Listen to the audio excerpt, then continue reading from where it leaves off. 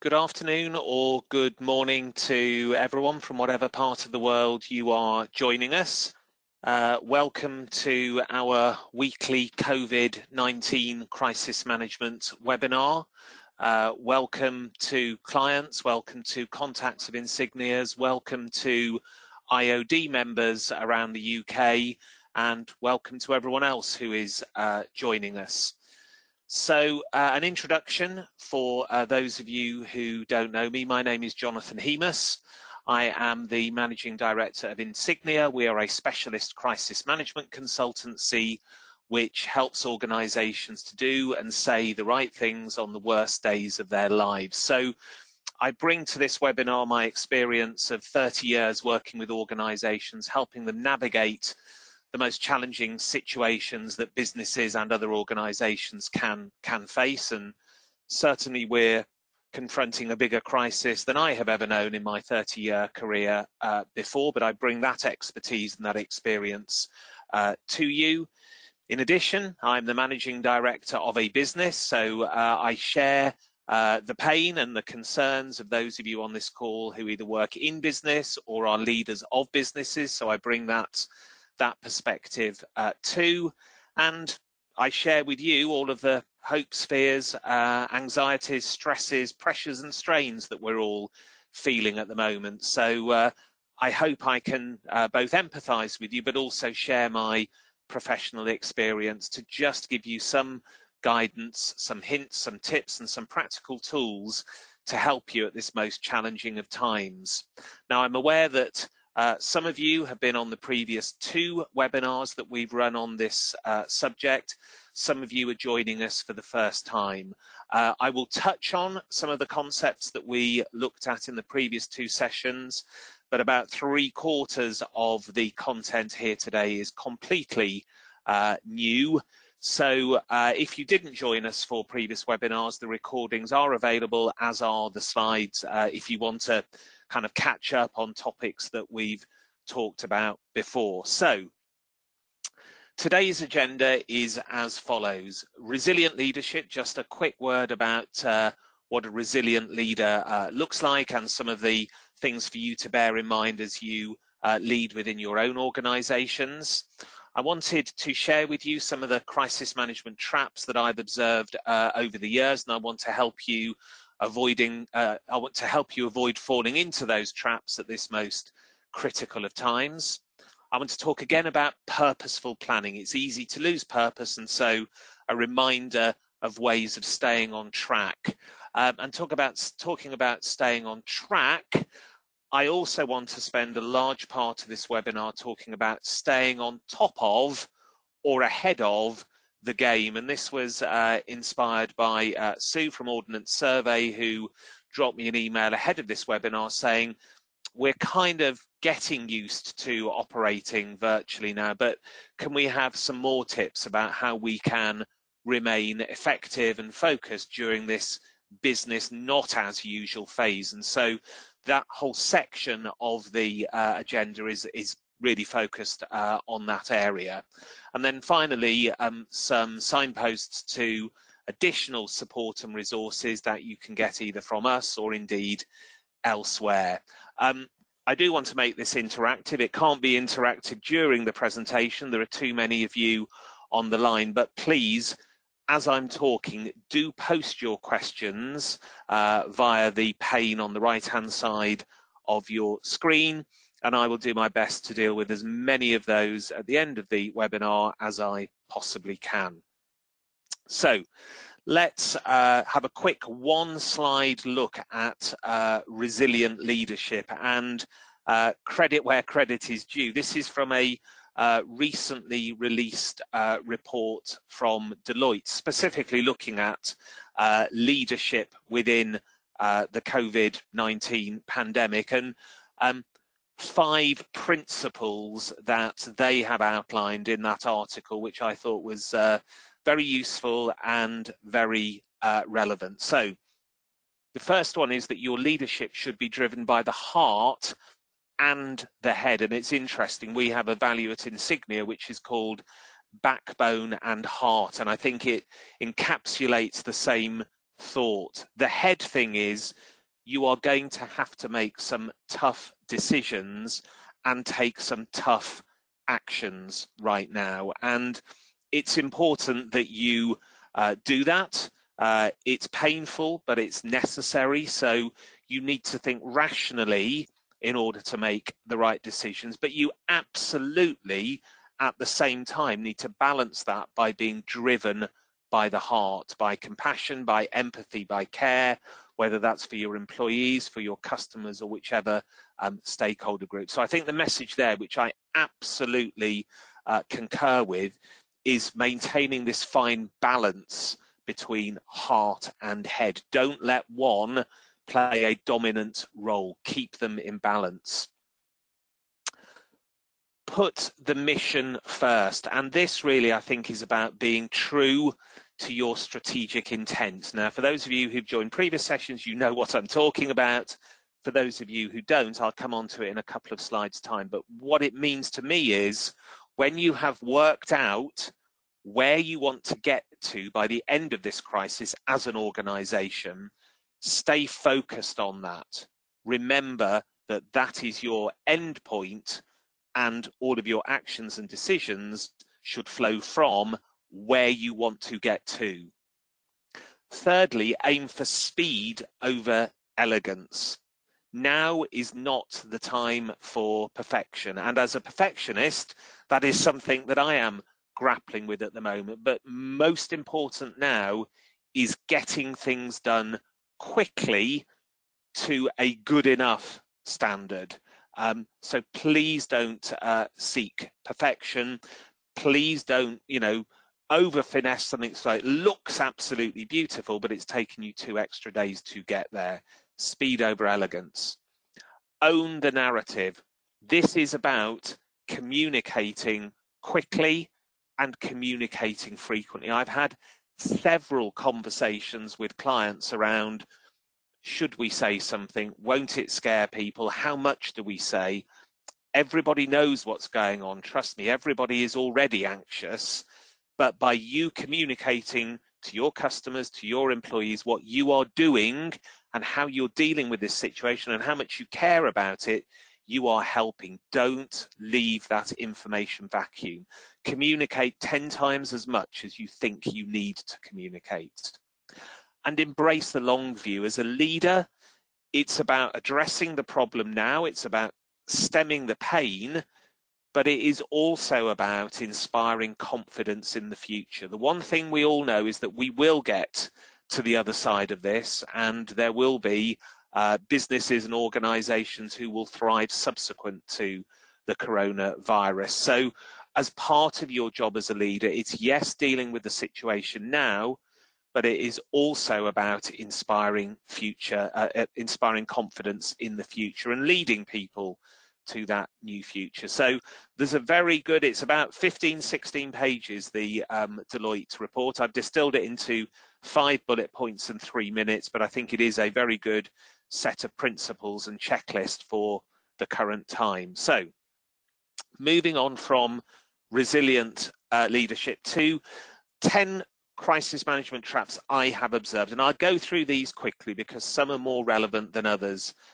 to the coronavirus situation. So let's just get the first 5 up. So first one is, in a crisis, often the crisis management team is activated too late. The business waits too long before pulling their team together. If there is anyone who has a crisis management team who hasn't activated it yet, activate it now. Get off this call and activate your crisis management team. Second trap is roles and responsibilities being unclear. With a lack of resource in a crisis, and we're certainly in that situation now, it's important that everybody understands what their job is. Make sure in your organization that that is the case, that everyone is clear about what their priorities are right now and what they need to be doing.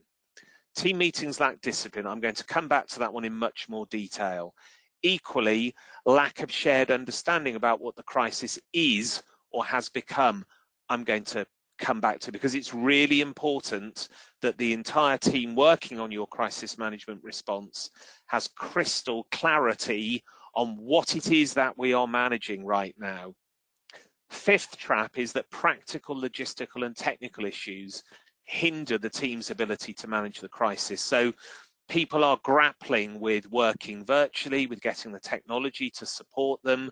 I can give you some advice offline about that, but I imagine that a number of you are having those kinds of channels. And I am going to talk again about how to organize meetings that will at least in part address that particular trap. And the final 5 traps. Number 6, fixing the problem is prioritized over protecting reputation. What I would say on that one in this situation is the key message is please communicate and stay close with your stakeholders. You will be feeling business pain and you'll be doing practical things to try to address that business pain. That's the fixing the problem bit. But I also want you to be communicating so that in the long term you protect your reputation, you protect your relationships, and you protect the trust that you have with your critical stakeholders.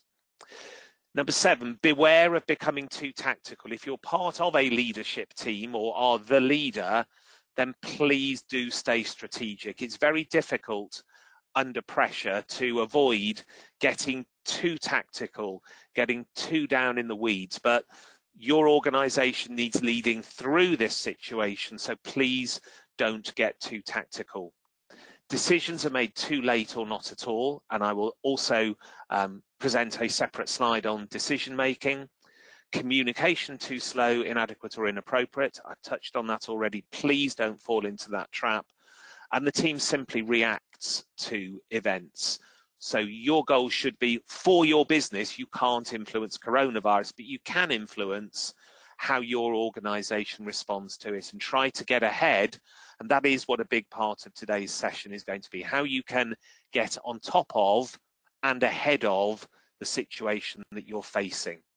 So 6 of the ways that I'm going to cover during this webinar that you can avoid those traps are to set your strategic intent, more in a minute, define your main effort, more in a minute, run purposeful meetings, more in a minute, reevaluate regularly, ditto, scenario plan, and be true to your values.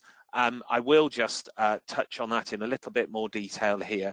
We're seeing all sorts of responses from organizations, some of them utterly commendable and admirable, that we're going, wow, look at that organization stepping up. And we're seeing the odd example of organizations behaving in abhorrent ways that are making us go, how on earth did they think that was the right thing to do at this stage? Critically, make sure that how you respond is true and aligned with your values as an organization.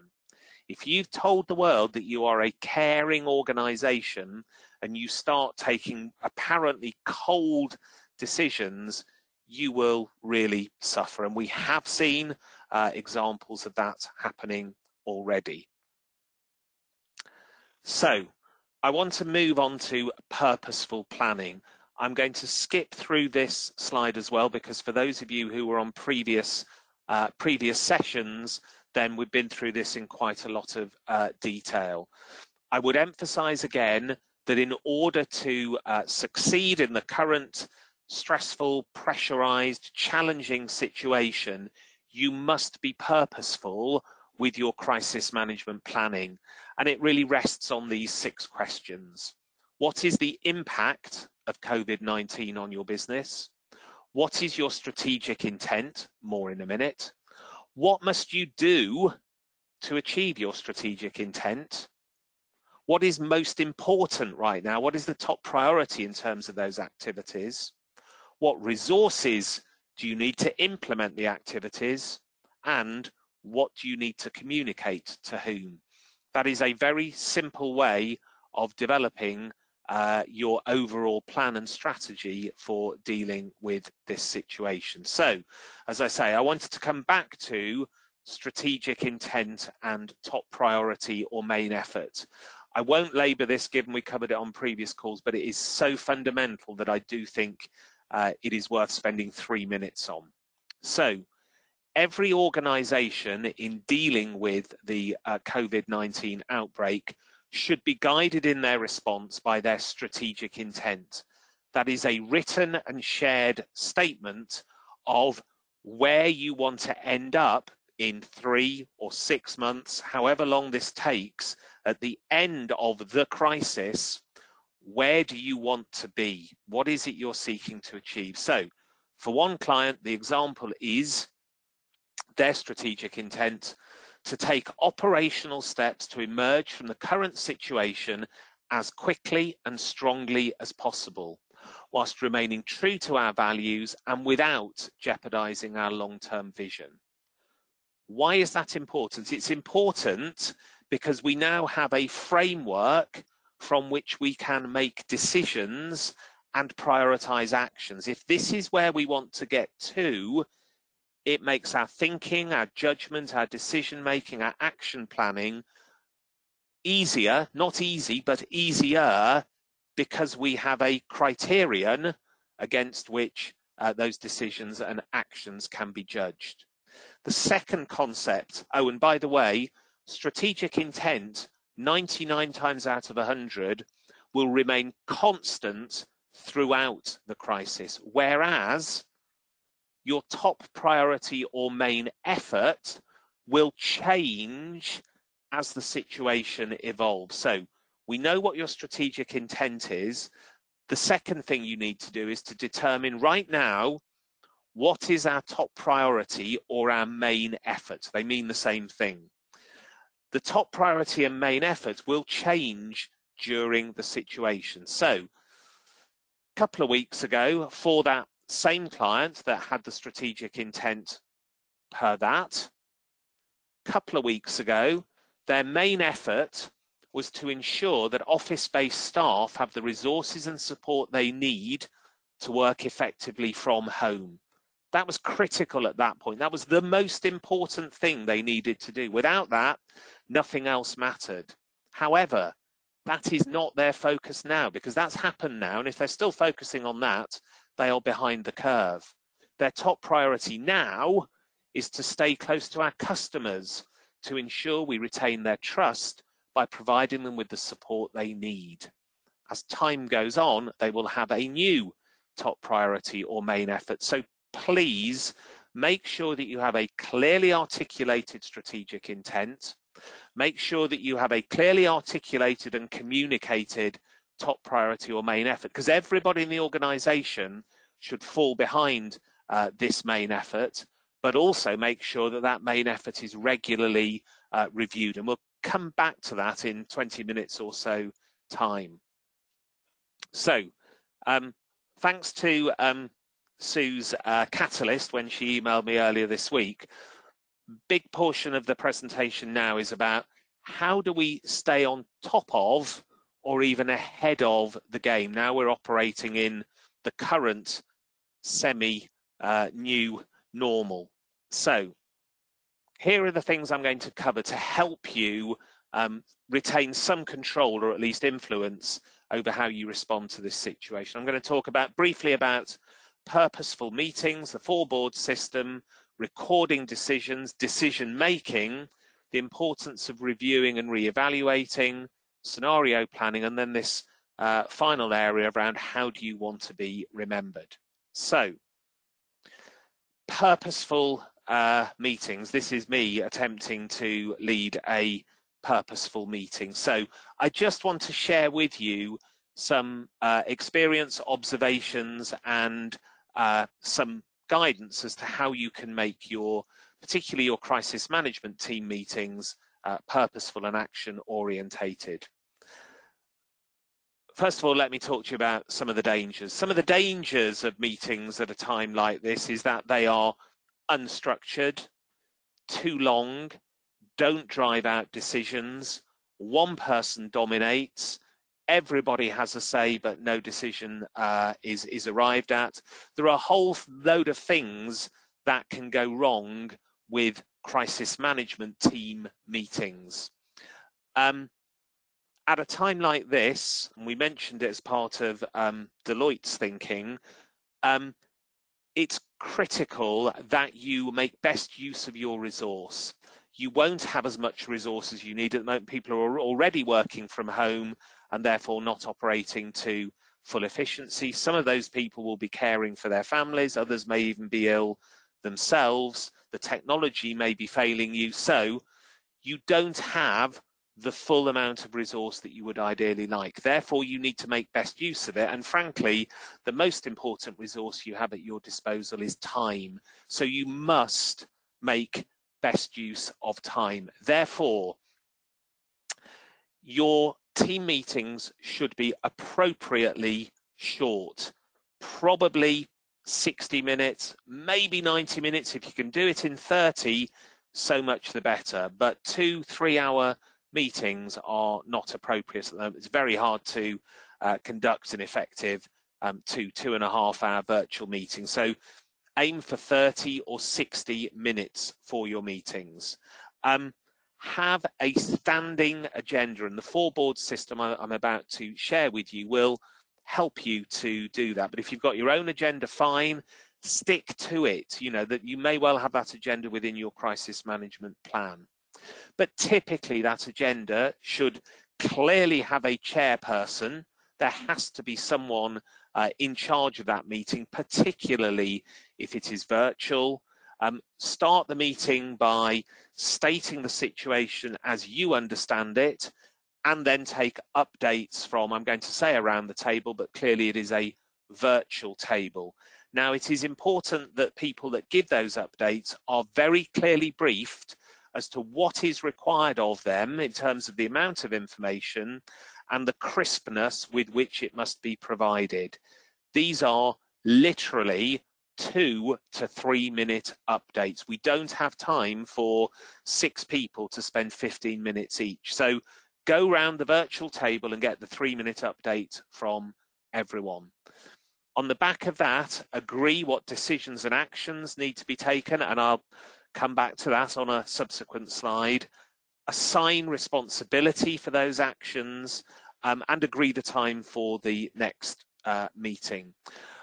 I also wanted to give you a mindset for these meetings, or a way of behaving, particularly if you are likely to be the chair of the meeting or the person who ultimately has to make the decision. If we think of 2 ends of the spectrum, there's a very dictatorial way of running a meeting and making decisions, whereby yours is the only heard and you decide what's going to happen. And there's the incredibly democratic version, which is where everybody has a say. You know, we have a long discussion, we maybe have a vote on it, and we kind of eventually get to some kind of decision. Maybe it takes quite a long time. In a crisis, you want to be certainly not at the latter end of the spectrum. You want to be more towards the dictatorial approach, but not at the extreme. So it's important that everybody in your team has the opportunity to put their view. Be very aware of the introverts within your team, because they're often the thinkers. They're often the ones who have spotted something really important, but maybe aren't the first person to put their hand up or to shout out with it. Make sure you get the best out of your colleagues, and make sure that those really smart, insightful introverts get the chance to come up with that brilliant insight which might open everything up for you. Conversely, just because someone is very charismatic, loud, opinionated, and voluble in terms of their communication, it doesn't mean they are more right than anyone else. And frankly, on the flip side of involving the less outspoken members of the team, you need to get them to get their points of view across in 2 or 3 minutes and not dominate the meeting as well. So listen, talk, decide. Right, I'm now coming on to a way of achieving a purposeful meeting, which is around a very simple technique which we call the 4-board system. It's because we have 7 boards. No, we don't have 7 boards. We have 4 boards, which enables you to make sense of a crisis and progress through it. Now, Clearly, in this scenario and in many other scenarios, they don't have to be 4 physical boards. They can be 4 Word documents that are shared within whatever sharing technological platform you're using, whether it's Dropbox or Google Docs, however you are sharing your information. It can be 4 documents within a system. It can be your electronic whiteboard. But the key thing is that these 4 boards together enable you both to manage information and also plan and track your crisis management actions. So I'm going to give you a summary of how they work, and then I'm going to go through it board by board. So the situation overview, that records what the current situation is as it relates to your organization. It includes key facts so that everybody involved within your team knows what is happening right now. And when I say what is happening right now, that's why it's important that times and dates are listed against those situation overviews or status reports. The second board is the strategic intent. As I mentioned earlier, this remains unchanged throughout the crisis.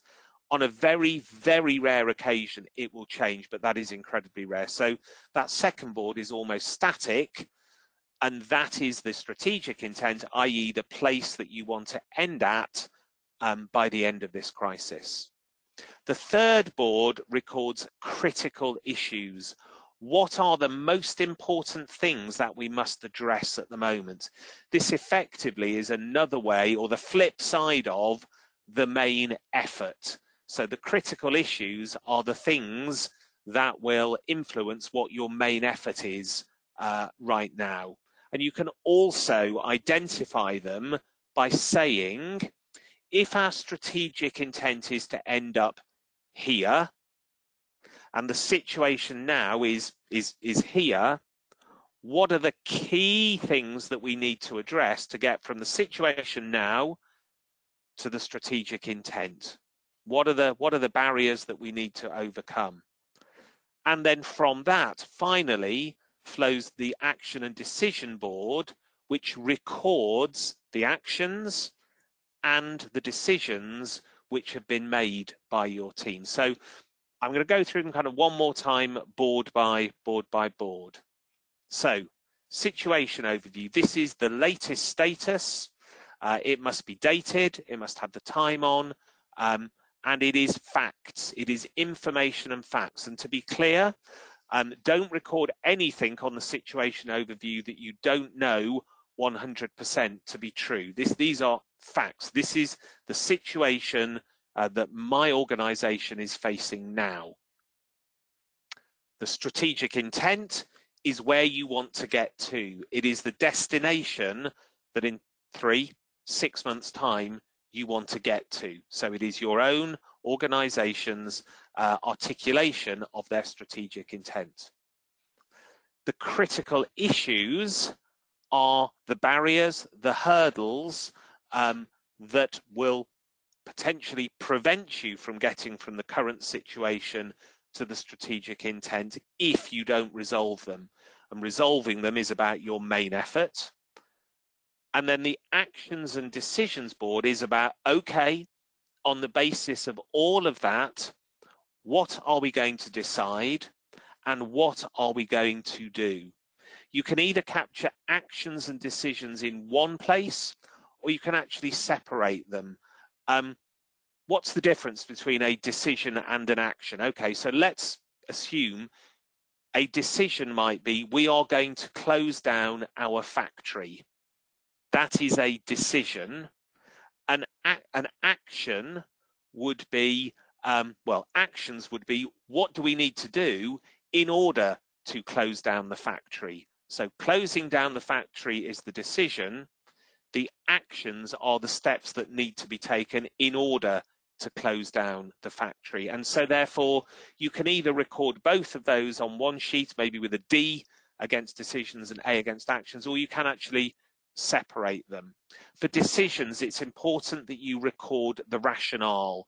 Why have we made that decision? It's important because it means therefore you have a rationale for it. You've gone through the thought process, but it's also very useful when this is all over for you to come back to that, reflect on that, and learn from it. So 4 boards, finishing with actions and decisions. A couple of slides on the very practical process of how you record decisions and actions, because there is a bit of an art to it. And here are some of the criteria which you should be applying when recording those decisions and actions. They must be accessible to the whole team. So you're operating in a virtual environment for the most part, I'm sure. Therefore, those 4 boards, 4 documents, need to be accessible to everybody working on the crisis with you. They need to be concise. It needs to be communicated and encapsulated in a brief, clear manner. Accurate. You have to be sure that what you have said is a decision or an action is absolutely right. And if you are asking someone to capture those decisions and actions during a teleconference, they must, during the teleconference, say from time to time, I'm sorry, can you just confirm what is that decision you've just taken? When you said close the factory, do you mean close the Manchester factory or the New York factory? Because I'm not clear at the moment. So give everyone, or not give everyone, give the person recording the actions the carte blanche to stop the meeting and say, what have you just decided? Otherwise, they'll make their own assumptions, and their assumptions may be wrong. Up to date, this is clearly a rolling document. So this isn't something that is updated once a day. Ideally, it should be updated constantly, which is why, you know, having it in an online space whereby it can be constantly updated is a really good idea. CIA, nothing to do with the United States, but it should be clear, intelligible and accurate, and therefore understood by everyone who needs to understand it. 3 final principles for recording decisions and actions. Enter information at the first reasonable opportunity. Capture it whilst it's fresh. Record the rationale. I think I've covered that already. And don't rewrite history. What do I mean by that? If you make a decision or you agree an action, leave that on your log. If it turns out to be the wrong decision or the wrong or the wrong action, or you subsequently take another decision which kind of overrules the previous one, please don't rub out the previous decision or action. It's important that that is there both for the record and because it was an action or a decision that you took. So this is almost also about, you know, not going for perfection. This is a log. It is not a beautiful narrative of what should have happened.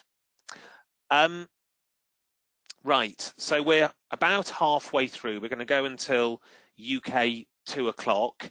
I would encourage you to ask any questions, post them via the pane on your right hand side. I know we already have a couple of questions, but I hope to have at least 5, if not 10 minutes at the end, so please do post any questions.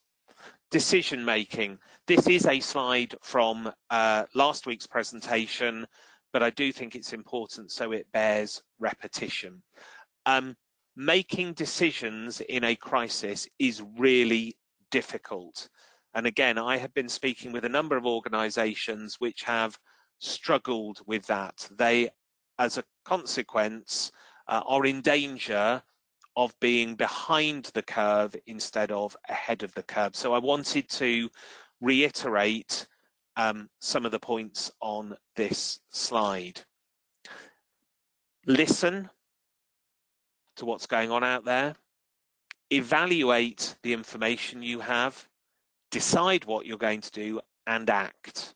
You will never have the time or all the information that you require. You just have to make the best decisions you can with the information available at that time. It is very, very easy to wait too long before making a decision. The example on the right-hand side, Japan have now made the right decision to postpone the Olympics, but they were about the last organization in the world to make a decision to postpone an event of that kind. So they definitely got the decision right, but everybody else in the world knew about 2 weeks before them that that was the only decision they could make. And as a result, they make themselves look maybe uncaring, maybe out of touch, maybe utterly over-optimistic. So don't wait until the decision is blindingly obvious. If you wait to that point, you've waited too long. Do be guided by your strategic intent. Don't forget you have defined where you want to get to, and that provides a framework from which you can make your decisions. Do be led by your values. Do be courageous. This is a time for leaders to step forward. This is about, showing decisive leadership. And so please don't, it's really the last bullet point, please don't duck or delay difficult decisions if doing so compromises your strategic intent. Seize the initiative. To the extent that you can, determine your own destiny rather than being a cork bobbing around on the tide, ending up who knows where. This again is about how do we stay on top of the situation. It's important not to be managing yesterday's crisis today. Now, all crises are dynamic, and this situation that we're all grappling with is very dynamic. It changes by the minute, it changes by the hour, it certainly changes by the day. So what you determined and what you were facing yesterday is not the same as what you are facing today. So I guess all I'm saying is do not get locked into just constantly implementing actions into kind of doing mode without regularly sitting down with your colleagues. And by sitting down again, I mean virtually sitting down with your colleagues to say, hang on a minute, where are we? Take a step back. What is the situation now using your foreboard system? And on the basis of that, what do we need to do now? Because what you need to do now may be different to what you had to do yesterday. At this point, I would also commend to you, because we will have some downtime, but it's relevant. I would commend to you the BBC World Series podcast, 13 Minutes to the Moon. It's telling the story of Apollo 13, the Tom Hanks, Houston, we have a problem episode. Episode 2 is fascinating. It is an analysis of the 35 minutes from when the words Houston, we have a problem were uttered, and 35 minutes later when it became clear that the mission was not going to be the mission that they expected. The reason I mention it at this point is that the mission control leader, Gene Kranz, about 20 minutes into that 30 to 35 minute process said, and they've got recordings of this, it's fascinating, said, guys, let's stop. Let's take a step back. What do we know? What could have happened? And it was only at that point that they were able to accept the reality of what they were facing. Prior to that, they were chasing and chasing and chasing, and they just couldn't make sense of it. So make sure that you're not just in doing mode, but that you are taking a step back regularly. And I think probably I can address one of the early questions here. The questioner asks, how regularly do you recommend having a crisis meeting once your team has stabilized and the issues are understood? So there is a life cycle with a crisis. We don't quite know what the life cycle of this crisis is. My sense is, and you do need to judge it for your own organization, because some organizations will be more impacted than others. I would be recommending at the moment at least a daily meeting. I think that will go to less frequently, and who knows when, whether that's a week's time, 2 weeks' time, 2 days' time. But I would have thought for most organisations, it's on a daily basis. There may be organisations, perhaps like the supermarkets or the NHS itself, for example, that might want to have at least a beginning of day, end of day crisis team meeting. So for most organisations, I would suggest daily. If perhaps you are less affected than us, it could be slightly less. So I hope that that gives you some guidance on the frequency. Scenario planning. So I talked about getting on top of the situation. This is about getting ahead of the situation. It's something I touched on previous webinars, but now is really the time in the cycle of this crisis that you should be devoting attention to this. So scenario planning is about identifying, predicting, brainstorming what might happen next, where this situation could go to. Now, I'm not suggesting that you get deep into, again, coronavirus itself, but I do think you absolutely should be thinking about what could be the future impacts on my organization or my business.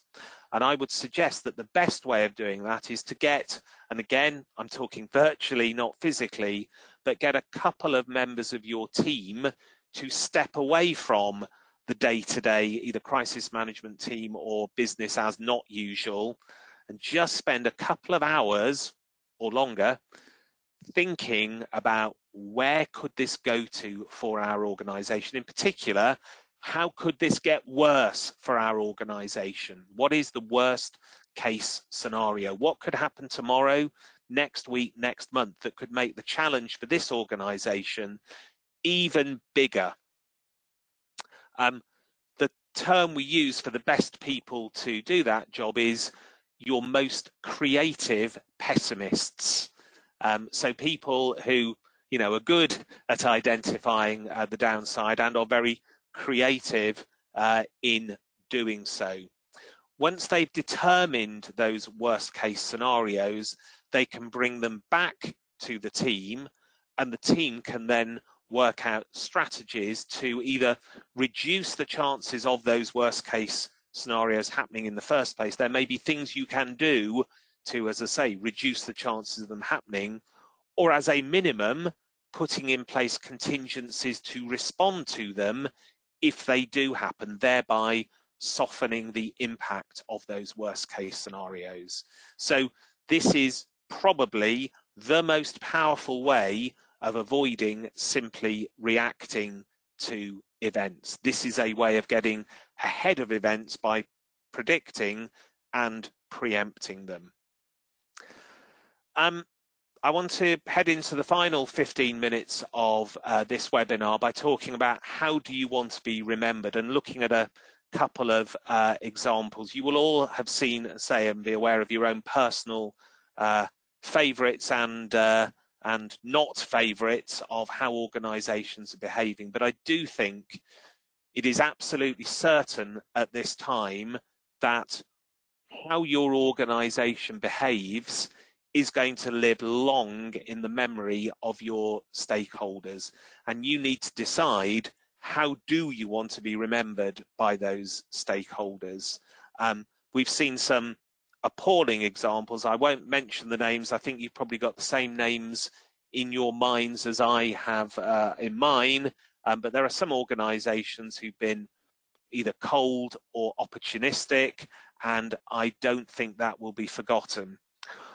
Almost for comedy value, because we do need a little bit of humour every now and then. For those of you who were on the line last week, I am a fairly regular customer of Mr. Porter, which is an online clothing brand, and actually they deliver great service. They've got a great product range, and I really like them as an organisation.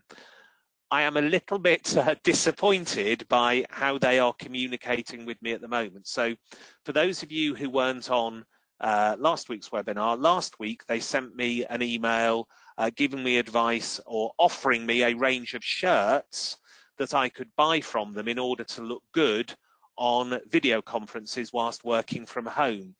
I felt that was a bit opportunistic. I wasn't offended, but I didn't think it was maybe the best thing to be communicating and promoting. This week, they have sent me an email offering me a self-isolating grooming guide, and they're promoting a range of smelly cosmetic products, including shampoo, which is of no use to me whatsoever. So I think Mr. Porter have got this a little bit wrong. It's not as horrific as some of the examples, but just be very sensitive about in any way being seen to capitalize on the current situation or to try and inappropriately sell, particularly if in reality your products are not really relevant to what people are concerned about at the moment. A couple of organizations who I think are doing a really good job now. You know, BP has come in for its fair share of criticism over the years and has done so recently, you know, with regards to climate change. But they are doing a really good job of communicating during coronavirus, and their actions are very well judged in terms of how they want to be remembered. So from a communication point of view, top left, they've got a nice online resource center detailing what they are doing and how they are doing it. Their CEO, Bernard Looney, he is posting regularly to LinkedIn. And by the way, he's doing that in a very human way. He doesn't sound like a stuffy CEO. He sounds like a human being, a real person. They're using social media to communicate, but most importantly, it's what they're doing. So, for example, the tweet at the top right says, you know, they're providing free fuel for the emergency services. They are delivering food and convenience purchases from their stores at the service stations with no delivery charges. They are providing their educational services packages free so that children can learn from them. So they're doing the right things and they are saying the right things. Leon, the fast food outlet. So, you know, Leon is kind of an upmarket burger restaurant, for those of you who don't know it. I'll just read out what they are doing, because I think it is both the tone of this and what they are doing is pitch perfect. In line with government advice and support, Leon remains open to customers where NHS teams and other essential workers need us. In the last week, we've served 13,000 takeaway and delivery meals to NHS workers alone. All meals served to the NHS were at a 50% discount. We have to do the right thing and continue to serve them. We have this morning once again explained to our team workers that no Leon person should work if they do not wish to do so. Whatever each team member decides, we support them in their choice of whether to work or not. If they choose to remain at home, we're assisting them in accessing the government furlough scheme. This decision isn't financial. In fact, it's costing the business more to stay open. We've been inundated with requests from NHS hospitals and also with many messages of thanks for what we've done so far. Meals for the NHS and homeless are set to be the vast majority of our work. During this crisis, if we do by some strange accident make a profit, all of it will be spent directly on feeding hospital teams. We continue to thank all of our team members during this time. Brilliant actions, brilliant communication. And by the way, if you look up Leon's values, that communication and those actions are entirely in keeping with what they are saying there. So I'm going to just signpost you to some additional support and resources. I see we do have questions, but I want to make sure you hear about this support and resources before I cover off as many of those as possible. So we are providing a number of free resources. This is a weekly webinar. We will keep running it until people don't want it anymore. So you will receive an invitation for this for next week. We're also sending out a weekly email update. It is designed to be helpful and useful. I hope no one sees it as either spam or promotional. If you don't want it, please unsubscribe, but that will also have useful information in it. And we are hoping next week to launch a chat room, a forum in which people joining this webinar and others can share their own experience, ask questions, and again, receive useful information. We are part of a group of, in inverted commas, experts who today, hopefully, but certainly by Monday, will be launching a new website which is specifically designed to provide resources, guidance and support for organisations grappling with coronavirus at the moment. That is the website address. It includes not just content related to Insignia's area of expertise, pure crisis management, but it also includes other useful information from other experts, including, for example, how to manage virtual teams through a crisis, and also how to look after yourself and how to look after your team in terms of personal well-being and personal resilience. Again, I can't emphasize enough, this is simply designed to help people, to give value and support people at this most challenging of times. You can see the website address there, but it will also be included in the follow-up email to this webinar. This is not the most important bit, but for anyone who wants more than the free resources that I've spoken about, obviously that is what we do. If you use our services or not doesn't really matter at the moment, but just know they are there if you do need them, and you can reach me via these details. Right. I wanted to cover off some of these questions. We have about 8 minutes left. So, strategic intent. Roger's asking, should you say more than simply get back to norm? Yes, Roger, I think you should, because sadly, I think getting back to normal will not happen for a very long time. And I know it's an expression that's been used a lot, but if you get back to normal as it was, you are probably in the wrong place. So getting back to normal, I would suggest, isn't sufficient at the moment. I think you should define what new normal looks like and then articulate that as your strategic intent. And whilst I said, strategic intent is long term, maybe think about a 6-month time frame. Where do you want to be in 6 months' time? So that would be my best advice on that one. Tom's question, dealing with noise level, multiple government pronouncements plus every retailer ever ordered from sending me COVID response. Technique to help from getting overwhelmed by messaging. Tom, I will answer you directly, but I'll also flip it round. So if you are an organization, I've said communicate, communicate, communicate. I mean that, but what I also mean is, but only communicate if it has real relevance and value. If you actually don't have anything of value to say to a particular stakeholder group, don't bother saying something, because we are all in an information overload situation. But if you have employees, customers or clients or suppliers that need to know what you are doing and how you're helping them, you must communicate. So first thing I'd like to say, Tom, is don't become part of the problem.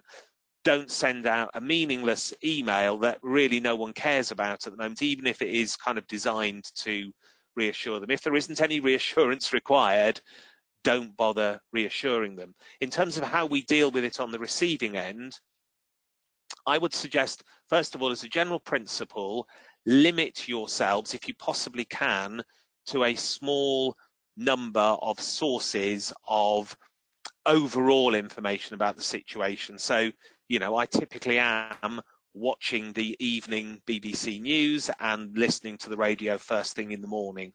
I'm not dipping in and out during the course of the day, because it changes so rapidly. It means you can't be productive, and it means you may be more anxious than you otherwise were. With regards to communication from individual organisations, the incoming emails from organisations which are becoming more and more irrelevant in terms of why they're talking to you about their COVID-19 planning, my best advice there is simply delete them. Don't bother opening them. You know, the organisation may be well intentioned, but if it's from your, I don't know what, you know, a restaurant you once visited in Lisbon 8 years ago, just delete it. I appreciate all guidances for all business sizes, but I only advise small owner managed businesses less than 30 people. So many instances it's just me and one terrified individual. Your guidance is suitable for all, but still remember all the tiny guys out there. Absolutely. I am talking about crisis management teams as though everybody has a team of 8 people. It may be one person. And you know, when I talk about the 4 boards, if it's just you running your business on your own now because everyone else has been furloughed, you can still use the 4 boards. It will organize your personal thinking. So my apologies if I've communicated as though, you know, you're all corporates. I know some of you are, but some of you aren't. The principles still apply. And by the way, I've remembered something else. I was talking to someone earlier this week, and this, you may think this sounds crazy or going over the top, but they use the 4-board system within their family. So they actually sat down with their 2 teenage sons and they said, where do we as a family and where do we as individual members of this family want to be by the end of this situation? They talked about, okay, what's the situation now? What actions are we going to take in order to end up where we as individuals and as a family want to be? So if you so wish, you can also apply the 4 boards to being resilient and looking more confidently to the future as individuals and as families, because we all need to generate confidence and hope for the future. So yeah, it can work even at a family level, let alone a small business level. So it's 1.5 minutes to 2 o'clock here in the UK. So apologies, can't cover any more questions on this call, but you have in front of you my contact details. The vast majority of you will be receiving a follow-up email with links. There may be 1 or 2 IOD members. If you've not provided your details, would prefer not to, then you won't receive the follow-up email. But if there's anything missing, if anyone wants a copy of the slides, do just drop me a line, and whoever wants any of this material is very welcome to it. Thank you for listening. I really hope that this is of value to you.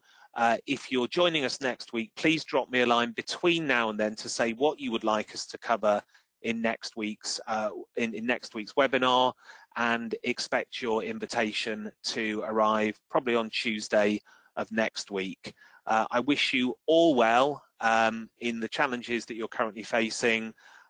Look after each other, and if there's anything I can do or we can do to look after you and your business interests, please just give me a shout. Thank you all very much.